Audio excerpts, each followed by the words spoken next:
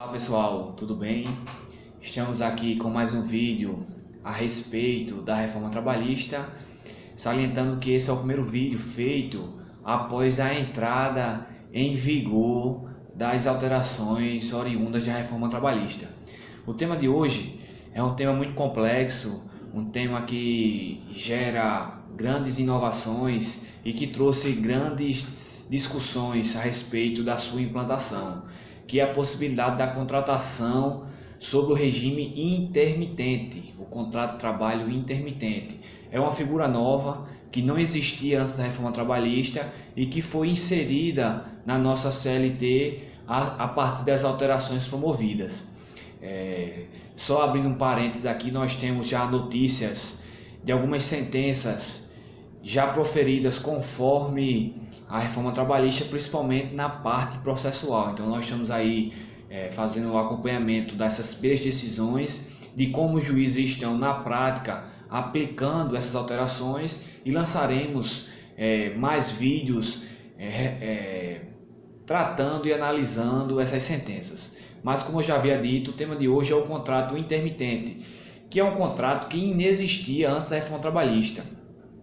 Com a reforma trabalhista, ocorreu uma alteração no artigo 443 da CLT, que passou a ter a seguinte redação: o contrato individual de trabalho poderá ser acordado tácito ou expressamente, verbalmente ou por escrito, por prazo determinado ou indeterminado. Até aí nenhuma alteração, mas foi incluído na sua redação o seguinte conteúdo: ou para prestação de trabalho intermitente. Então, essa prestação de trabalho intermitente é uma inovação ocorrida e oriunda da reforma trabalhista. Esse contrato intermitente, ele é regulado mais à frente no artigo 452A da CLT, que também foi inserido através da reforma trabalhista. O caput tem a seguinte definição: o contrato de trabalho intermitente deve ser celebrado por escrito e deve conter especificamente o valor da hora de trabalho, que não pode ser inferior ao valor horário do salário mínimo ou aquele devido aos demais empregados do estabelecimento, que exerçam a mesma função em contrato intermitente ou não. Primeiramente, vamos entender como é essa figura do contrato intermitente, como é essa possibilidade. Esse artigo traz a possibilidade do seguinte: vamos supor que eu sou dono de uma rede de hotéis e que em determinados períodos ocorre o aumento da necessidade de mão de obra. Então é possível, a partir desse artigo, eu contratar, um exemplo, uma camareira com trabalho intermitente. Como seria isso? A gente assinaria a carteira, formaria todas as formalidades legais de uma admissão, só que ela só trabalharia quando houvesse a necessidade do serviço, ou seja, ela ficaria à disposição do empregado, mesmo sem contar com o tempo de hora efetivamente trabalhado, mas assim que eu tivesse a necessidade do serviço, eu poderia convocar esse funcionário para ela prestar os serviços, e ela receberia remuneração de acordo com a quantidade de horas e dias trabalhados. Um exemplo, eu podia ficar trabalhando uma semana por mês, podia trabalhar 3 meses e passar 6 meses sem trabalhar, eu poderia trabalhar 6 meses e ficar 6 meses sem trabalhar. Então o contrato intermitente, ele prevê essa possibilidade de contratação desses profissionais, tá certo? Em que eu posso convocá-los para executar os serviços mediante a necessidade do serviço da empresa. Então esse dispositivo veio trazer essa grande alteração que vem gerando uma grande insegurança. Como se dará essa efetivação na prática? Tendo em vista que o empregado, mesmo ele tendo sua carteira assinada, mas se ele for contratado na formalidade através de um contrato intermitente, ele poderá auxiliar muito na sua remuneração, nos seus dias de trabalho e etc. Então, assim, fica o empregado à disposição do empregador para executar os serviços, mas na conveniência e a partir da convocação desse empregador, tá certo? Então, essa é a principal alteração, que é a imposição, que é a instituição da possibilidade da contratação através desse contrato intermitente. No caput do artigo 452A, percebemos que ele tem que ser celebrado por escrito, é um dos requisitos, e deve conter o valor da remuneração.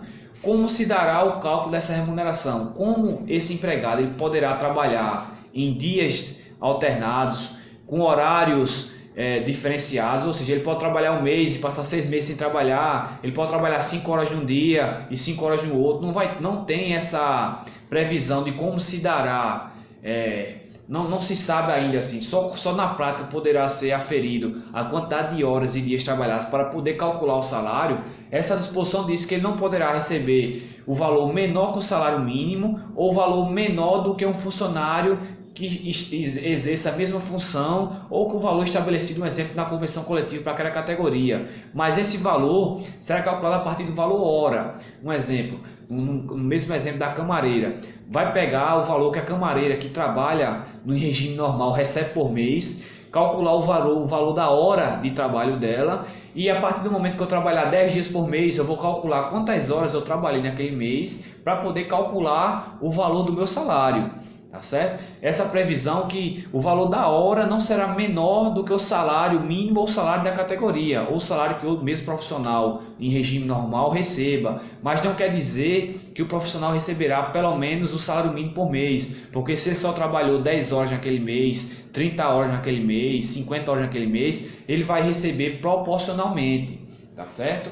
Vamos ver a redação do parágrafo 1º do artigo 452A, que trata especificamente da forma de convocação desse funcionário. O empregador, através de um contrato escrito, formalizou um contrato intermitente de trabalho. Vamos ver como se dará essa convocação do empregado. O parágrafo 1º é o seguinte: o empregador convocará por qualquer meio de comunicação eficaz para a prestação de serviços, informando qual será a jornada, com pelo menos 3 dias corridos de antecedência. Então, essa convocação do empregador para o empregado se dará com pelo menos 3 dias de antecedência, 3 dias corridos de antecedência, tá certo? Então, o empregador não pode convocar para o empregado trabalhar imediatamente no outro dia ou com 2 dias. Tem que ter esse prazo mínimo de 3 dias de antecedência para que o empregado ele possa comparecer para a execução do serviço. O parágrafo 2º diz o seguinte: recebida a convocação, o empregado terá o prazo de 1 dia útil para responder ao chamamento ou ao chamado, presumindo-se no silêncio a recusa. Então, houve um contrato intermitente, o empregado com 3 dias de antecedência convocou o empregador convocou o empregado com 3 dias de antecedência, o obreiro, o empregado, terá o prazo de 1 dia útil para responder se aceita o convite ou não, e o silêncio implicará em recusa. Então, o empregado ele não é obrigado a aceitar essa convocação, tá certo? Mas ele deve responder no prazo de 1 dia útil se ele vai aceitar ou não. Não respondendo, entende-se que ele está recusando a convocação. Parágrafo 3º. A recusa da oferta não descaracteriza a subordinação para fins de um contrato de trabalho intermitente, ou seja, o empregado pode recusar que não gerará nenhuma consequência ou nenhuma consequência mais grave ou alguma penalidade por parte do empregador. O parágrafo 4º. Aceita a oferta para cumprimento ao trabalho, a parte que descumprir sem justo motivo pagará a outra parte, no prazo de 30 dias, multa de 50% da remuneração que seria devida, permitida a compensação em igual prazo.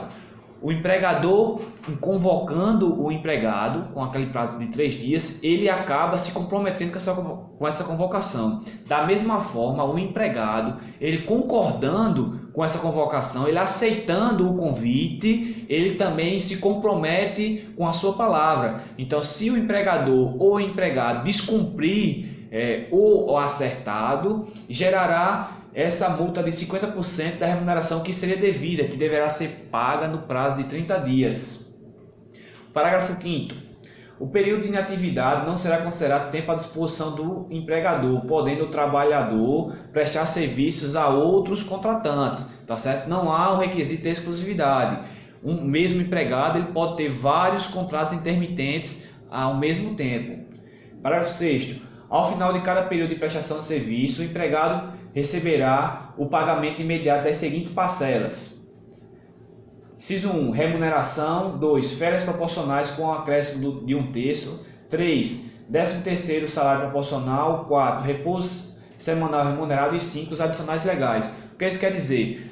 Eu como naquele mesmo exemplo da camareira, eu a convoquei para trabalhar durante 3 meses. Ela trabalhou esses 3 meses. Ao final dos 3 meses, eu vou dever pagar a ela o salário dela, obviamente, as férias proporcionais, o 13º proporcional, o repouso semanal remunerado e os demais adicionais que porventura ela vai receber, sono noturno, horas extras, etc. Ou seja, ao final do período do contrato intermitente, de cada contrato intermitente, o empregador deverá realizar o pagamento dessas verbas. Tá certo? Trabalhou 3 meses, recebe já essas verbas. Passou 6 meses sem trabalhar, voltou, trabalhou 2 meses. Ao terminar esses 2 meses, deverá receber essas verbas elencadas no parágrafo 6º. Parágrafo 7º. O recibo de pagamento deverá conter a discriminação dos valores pagos relativos a cada uma de suas parcelas referidas no parágrafo 6. É só a formalidade dos requisitos que deve conter no recibo. Parágrafo 8º. O empregador efetuará o recolhimento das contribuições previdenciárias e o depósito do fundo de garantia do tempo de serviço na forma da lei, com base nos valores pagos no período mensal, e fornecerá ao empregado comprovante do cumprimento desta obrigação. Ele realizará o pagamento também proporcional em relação aos meses, aos dias trabalhados, em relação tanto à contribuição previdenciária, como à contribuição, como o recolhimento do FGTS. E para finalizar, o parágrafo 9º diz o seguinte: a cada 12 meses, o empregado adquire direito a usufruir nos 12 meses subsequentes a um mês de férias, período no qual não poderá ser convocado para prestar serviço pelo mesmo empregador.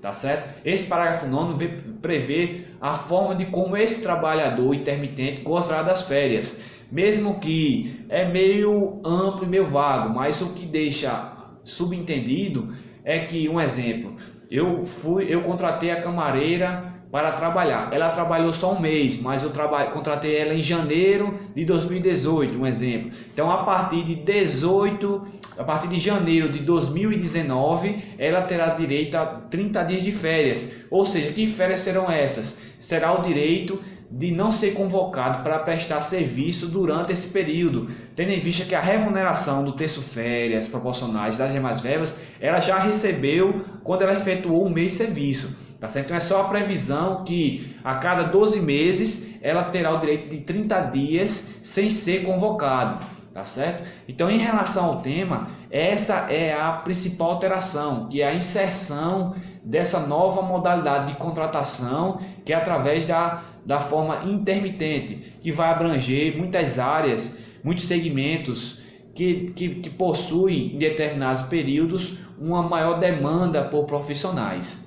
Tá bom? Então, se inscreva no canal, não deixe de deixar seu comentário, sua dúvida, e vamos aguardar na prática como se dará essa contratação. E como eu já disse, ao longo dessa semana eu postarei mais vídeos relacionados ao tema. Tá bom? Um abraço a todos.